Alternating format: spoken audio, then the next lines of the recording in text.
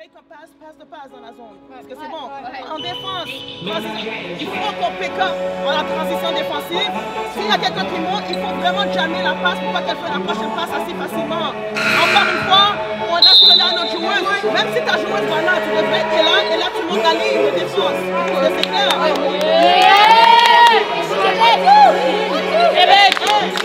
Bon, mon nom est Mélissa Lambert. C'est ma deuxième année avec Basketball Québec, première année avec les U15 féminines. En un mot, comment tu te décrirais en tant que coach? Passionate. Là tu vas, merci! Yann Rambert, let's go! Where should you have been? Right here! La première impression de elle que j'ai vue, Elle avait l'air insane, elle était intimidante.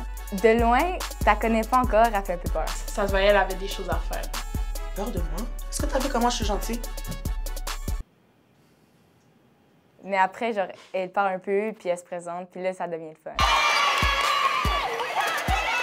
Elle est full énergique, là, fait que ça amène une full belle dynamique dans le gym, puis tout le monde est plein d'énergie, puis on a du fun. On va dire que je suis folle. Mais si les filles prennent le temps à me connaître, ils voient vraiment que je viens d'une place d'affection et de compétition. Et je cherche toujours le meilleur entre eux. Comme tout le monde a leurs faiblesses, tout le monde a leurs positives aussi, mais je essaie d'attaquer la faiblesse pour que ça devienne plus une faiblesse plus tard. So, je pousse et je pousse et je pousse parce que je vois où est-ce que quelqu'un peut être. Des fois, les filles que je coach ne le voient pas, mais moi je le vois. Puis éventuellement, quand je suis capable de le débloquer, ça me rend heureuse. C'est comme une satisfaction que j'ai fait pour la jeune fille dans son parcours. On va commencer avec un main jeu flex de Toronto, comment on va le défendre. Par la suite, on va pratiquer parce que c'est clair qu'on va Quand j'ai grandi au Québec et mon frère était venu en 94, si je ne me trompe pas, il est rentré à Montréal, puis tout de suite, avec sa grandeur, il a commencé à jouer au basket. So, je le voyais chaque matin avec un ballon de basket, puis on jouait de temps en temps. Mais je n'étais pas trop intéressée. C'était pas quelque chose qui était vraiment populaire pour une jeune fille. Mais j'avais 7 ans. So, quand mon frère a vraiment commencé à jouer au basket, moi j'avais 7 ans, il avait 14 ans. Par la suite, il est parti aux États-Unis.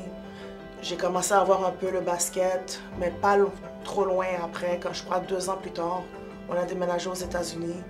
Puis aux États-Unis, c'était vraiment plus avancé avec les jeunes filles qui commençaient à jouer le basket quand même assez tôt. Mais je n'étais toujours pas intéressée. Ça a pris du temps avant que je m'intéresse au basket. Je crois que j'ai commencé à 13 ans. Puis depuis lors, c'est quelque chose que j'ai commencé à aimer, la compétition, la physicalité. C'était quelque chose qui m'intéressait. Puis en même temps, mon frère jouait aussi. Il a été drafté à la NBA. So c'était comme une grosse honneur de voir ça. Puis aussi, c'était quand même aussi jeune pour moi de voir ça. So, c'était comme mon role model dans un sens. So, j'ai juste commencé où j'étais à Miami, à Hollywood, Florida, après ça Miramar, Florida. Tout le monde autour de moi jouait au basket, so c'était comme this is what I have to do. Puis mon frère m'a dit, tu sais, je peux avoir un full scholarship si je continue à faire. J'avais déjà des bonnes notes à l'école.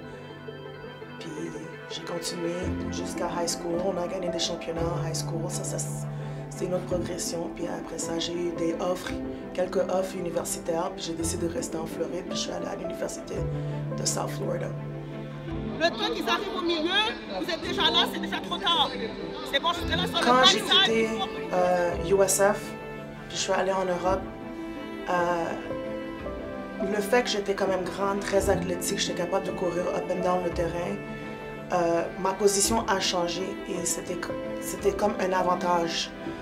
En général, un poste reste à l'intérieur, elle est quand même un peu slow, elle ne peut pas vraiment te mettre le ballon à terre, c'est vraiment, tu sais, tu prends la passe, va au panier, tu prends le rebond, tu attrapes le ballon, tu catch and shoot un 15-footer. C'était un peu ça le style qu'on avait dans le temps, mais quand je suis allée en Europe, tu peux shooter à 3 points, il n'y a personne qui va bloquer ta shot parce que tu es quand même grande.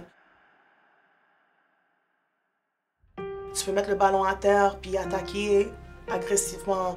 Tu arrives au panier, mais déjà j'ai le footwork à l'intérieur comme poste. Mais maintenant, ben, un peu de guard, tu arrives ici, puis quand tu arrives dans le poste, ben, tu joues ta position de poste. Elle va souvent nous le rappeler. Par exemple, moi je suis dans le poste, la même position qu'elle a joué. Puis parfois, maintenant je vais recevoir la balle, je vais me dire, tu es comme direct la relancer à quelqu'un d'autre. Mais elle va nous rappeler que c'est pas parce qu'il était dans le poste que tu n'as pas le droit de dribbler la balle, de prendre des shots, de sortir parfois. La variation, c'est un peu mon style de jeu où est-ce que tous les jeunes peuvent mettre la balle à terre d'une manière ou autre. C'est juste que il y en a qui sont plus restricts. Ça peut-être après le 3e dribble, c'est fini avec eux. Elle veut vraiment qu'on soit à l'aise à tout faire et pas qu'on se dise « Ah, je suis vraiment pris à cet endroit-là, je peux pas faire autre chose. » Un guard, c'est différent. On les apprend à garder leur dribble live, pour trouver d'autres options. Si par exemple, mon 5 a une grande guard qui n'est pas capable de bouger latéralement, mais ça se peut que je fais un jeu où est-ce que je sors mon 5 puis elle met le ballon à terre puis elle passe à joueuse one-on-one. So, tu peux créer beaucoup d'avantages, des avantages quand tu es capable d'être comme plus fluide sur le terrain. On ne dit pas de restriction, mais si par exemple je veux une shot de 3 points, il y a certaines personnes qu'on va donner la job et c'est peut-être pas mon poste qui va shooter le 3 points, mais ça va être vraiment la shooteuse. So, c'est peut-être plus dans les stratégies qui va avoir des restrictions, mais en termes de offensive, j'en mets pas trop. Et puis spécialement avec le niveau de U15, ils sont en train de grandir, on sait toujours pas c'est quoi leur position initiale, ils vont finir à l'université ou pas. Et de plus en plus, tu commences à voir des plus grandes filles de 6 pieds qui sont des guards. Et ils sont capables de jouer en défense, ils sont capables de mettre le ballon à terre. Et ça commence à devenir comme un style de qu'est-ce que tous les coachs veulent. J'en ai parlé beaucoup pendant cet été, puis tu vois maintenant, ils veulent juste des filles de 5 pieds 7, 5 pieds 8, 5 pieds 9 et plus haut. Comme, ça a changé vraiment. Avant, c'était pas ça, mais maintenant, oui. On m'a choisi pour prendre les U15. J'hésitais un peu parce que j'ai jamais vraiment travaillé avec des filles à ce niveau-là, comme jeune. Mais sérieusement, j'aime bien ça. Comme les filles, c'est vraiment un bon groupe de filles.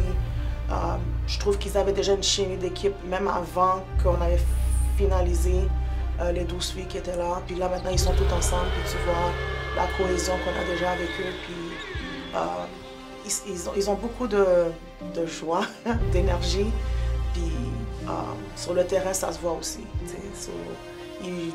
Ils jouent dur, ils essaient leur mieux, ils sont compétitifs. C'est beau de voir que même s'ils voient qu'ils ont fait des erreurs, oui, un coach va peut-être leur reprocher, mais aussi ils se reprochent eux-mêmes. Puis après ça, tu es capable de leur donner des explications here and there, puis ils sont capables de faire des ajustements après. Et c'est comme continuer, c'est correct de faire des erreurs, mais juste continuer. On est en business. On y va, c'est un business trip. On est allé là-bas pour aller représenter le Québec. On va représenter le Québec avec tout notre cœur. Jouer 40 minutes dures. Tout le monde, l'objectif, c'est d'aller chercher la médaille d'or. So, mon expectation, c'est vraiment que les filles soient concentrées et qu'ils sont investis à 100% et ils savent c'est quoi leur rôle et ils se sentent aussi confiantes de venir sur le terrain puis être capables de représenter le Québec.